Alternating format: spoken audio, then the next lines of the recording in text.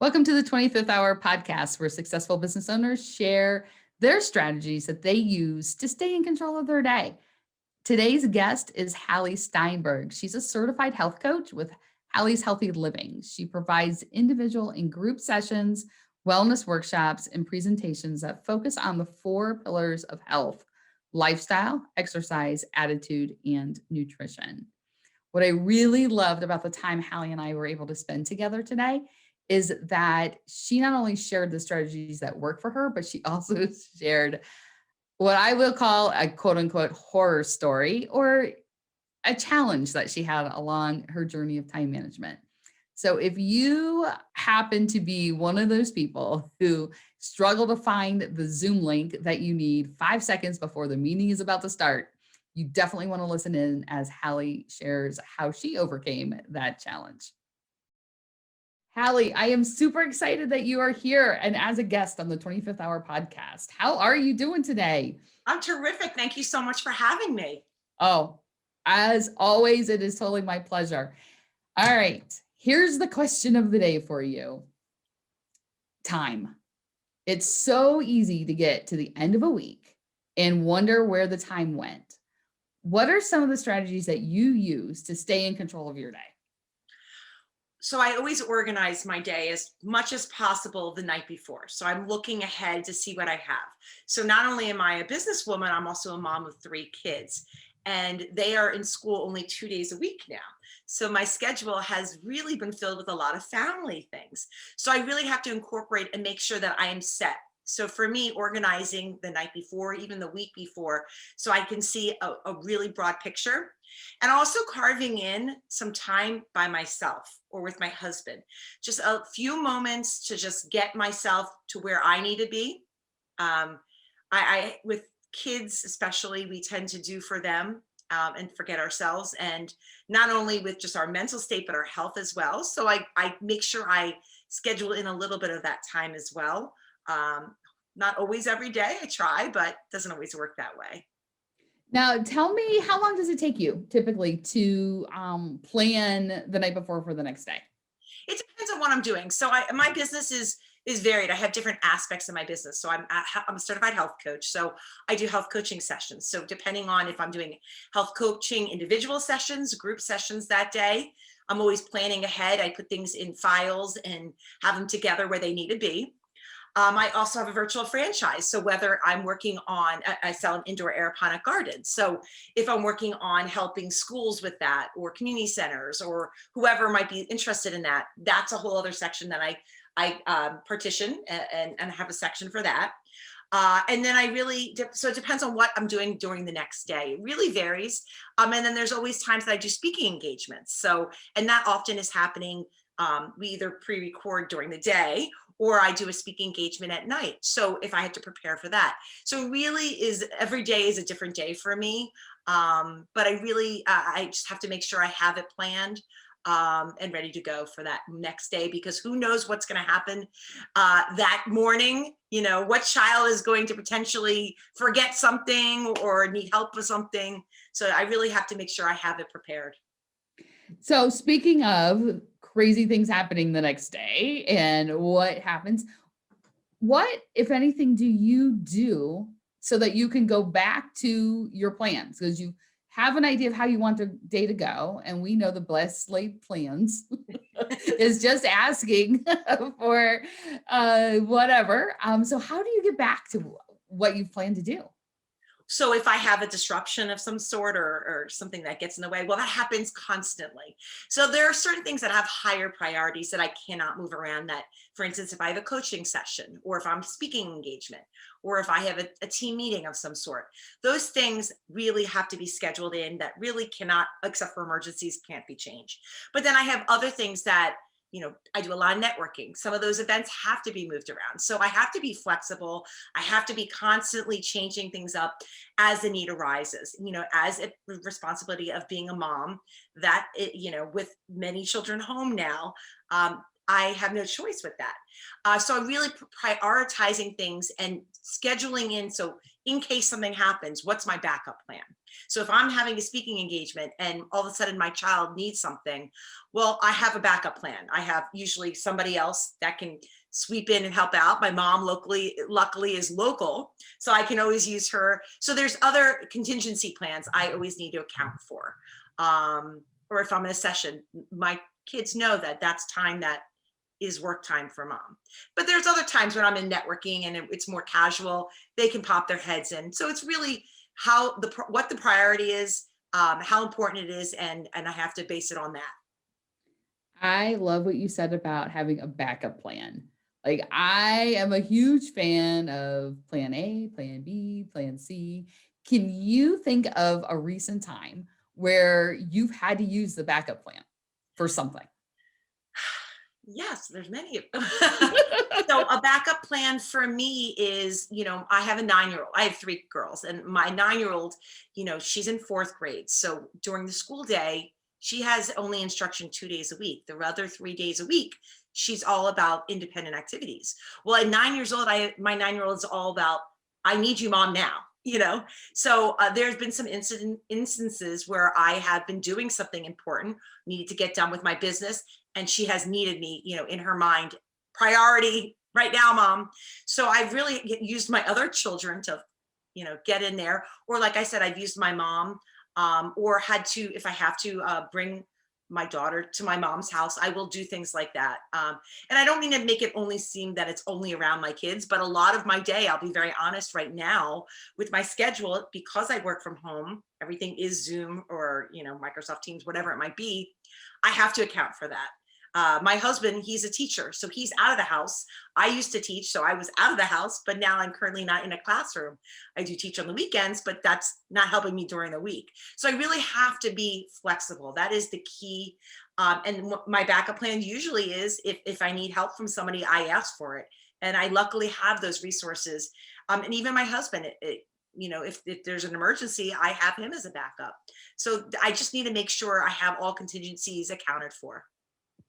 Have you always been a planner the night before? Or is this something new with the change in the world as we know it at this moment? Or tell me more. I've always been a planner because, I am a very high strung, active, hyper person, as you can tell. And I have a lot going on in my mind and a lot of thoughts, and I juggle a lot of things. And so for me, a way to calm myself and to organize is to make lists. I'm one of those people that still write down things. I mean, I have of course, a planner, but I still like to write things down as well. I usually make a priority list of things that, must be done, things that can be done maybe a little bit later, less urgency, so I base it on the urgency. And I also make sure once again, have time to do some of the things that are more enjoyable that maybe aren't as urgent, but I really get those things that I enjoy, like the networking, the interactions, the collaborations, sometimes just even the connections, because that's enjoyable. Part of my business is meeting other people and getting to know people, other people's businesses, that networking component. And I love doing that. That's one of the things I do love. So I make sure I fit that in as well, because I enjoy that and it's helpful. Do you have any horror stories about, or let me rephrase this for a second for you. I find that I learn best when I mess things up. Way more than when I do it right. So instead of horror story, let's rephrase the question to Learning experience. learning experience Sure. around this topic or around time in general that you'd like to share. So one thing that I am very punctual. It's very important for me to respect people's time and my own time. So I don't like being late. But occasionally, with Zoom and with all these inundation of emails and notifications in all different areas, it happened a couple times where I couldn't get access to the Zoom email, or it was a different link to take me to another link that had to register. And I don't like to be late or miss, something that I'm supposed to be at. So for me, it was very stressful. So now, always before, even the night before, I make sure, okay, so where am I supposed to be and how do I get there? And the other thing I found is I used to write things down in different locations where I'd physically write them down of things I need to do or meetings. And then I would put them in my calendar. And then sometimes I forget to put something in my calendar. So now, even if it's not set in stone, it's just a tentative date. I put it in my calendar no matter what, so that it's always there, so that I don't forget to say, oh, I forgot to go back. I want to make sure it's there, even if it's 100% not set in stone, that it's at least written down, in my calendar, and it's there. So I would say those two things. Well, and I'm thinking of your Zoom link to register for a link to like back when I used to drive to places, like I would always take time to think about, okay, what's the address? How long will it take to get there? How much time do I want to account for traffic? How early do I want to get there? Because I also am mortified if I'm late. And so I'm like all of that. Yeah. And then once things were on Zoom, like I took away Yeah. that planning, like I didn't think through, any longer because there was no travel. I mean, I work out of the house also. So travel time is 8 steps in one direction or another. So like I factored all of that out and I found myself going very similarly to you, Hallie, where I was like, where's that link? Or worse than that, you click the link and you're like, yeah, I'm a couple minutes early, only to find that you have to To register. And you register. have to wait for that to come in your email, and it was caught by spam. And all of a sudden, what you thought was a webinar was actually an interactive Zoom experience, and everyone sees you come on late. And yeah, have lived it. 100%. Right, right. So I love the idea of in your planning the night before, making sure the links are right, like all of that. Because, yeah, right there. And isn't it funny? Because we both, or I shouldn't say you, but I know I learned way more from listening to what didn't work exactly right. Yep. We learn from experience. Yes, absolutely. All right. So we've referenced your business a couple times. And I know what you do, but tell us more about the health coach piece. And I know I'm giving you 2-part question, health coach piece, but I love the school connection to the Power garden. Power garden. Thank you. I was like hydroponic garden. I was I like, know. that's exactly right. Let's not make up words. So yes, tell us about those pieces.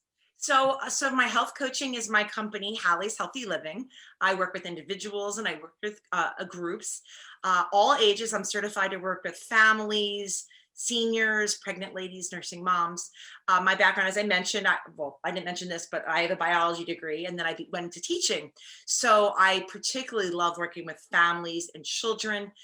And no matter what age I work with, I focus on the 4 pillars of health, which is the LEAN acronym. And LEAN stands for L, lifestyle, E, exercise, A, attitude, and N, nutrition. So it's not just nutrition facts and label reading and healthy snacks, but it's also about mindset, and as well as moving your body and lifestyle tips. So there's a lot more than just what you're putting in your body. So I really love to do that. I do a lot of speaking engagements, as I mentioned. And I love working with kids in the classroom. So although I teach on the weekend, I don't have a classroom per se anymore during the week. So one way to get myself back in the classroom is to share my love of gardening and healthy eating.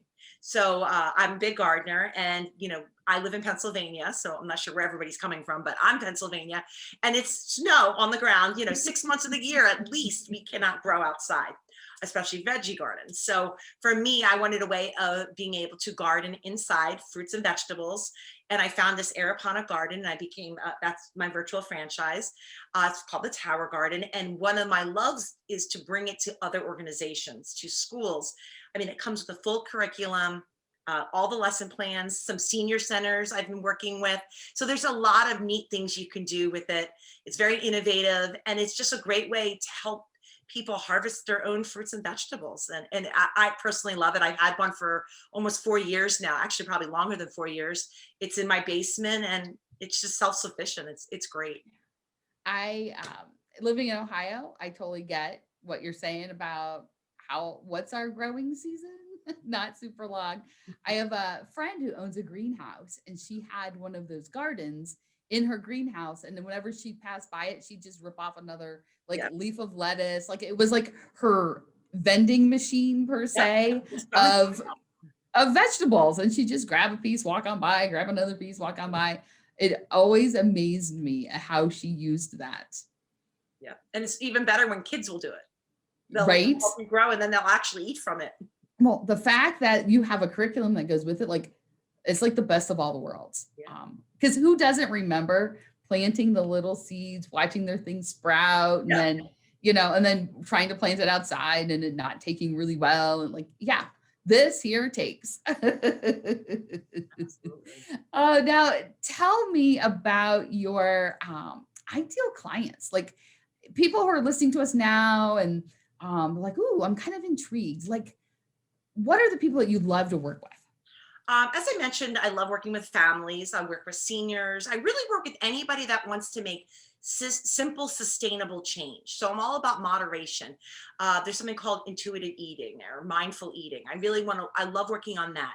So I really don't focus on weight loss or dieting. I focus on the moderation, the aspect of eating and living in moderation. So anybody that's willing to make some changes that aren't, extreme, but that are willing to do some work, because it's very easy to say, oh, here's a product, here's something, do this and you have an outcome. But for me, I'd rather help someone, coach someone, inspire someone to make some changes that are sustainable, that they can do on their own and not rely on an outside source. And that's the coaching aspect, where I help you make your changes and help you grow. So to answer that question, really anybody that is open to learning some new changes and new habits, as well as anybody that loves gardening. I just love talking to people that are gardeners. I learn all the time new things. So I love collaborations with other gardeners, schools, anybody that would love to learn more about gardening, indoors in particular. Fantastic. And I so relate to what you're saying about the idea of teach someone to fish, don't give them fish. Like, because that's the whole thing with coaching.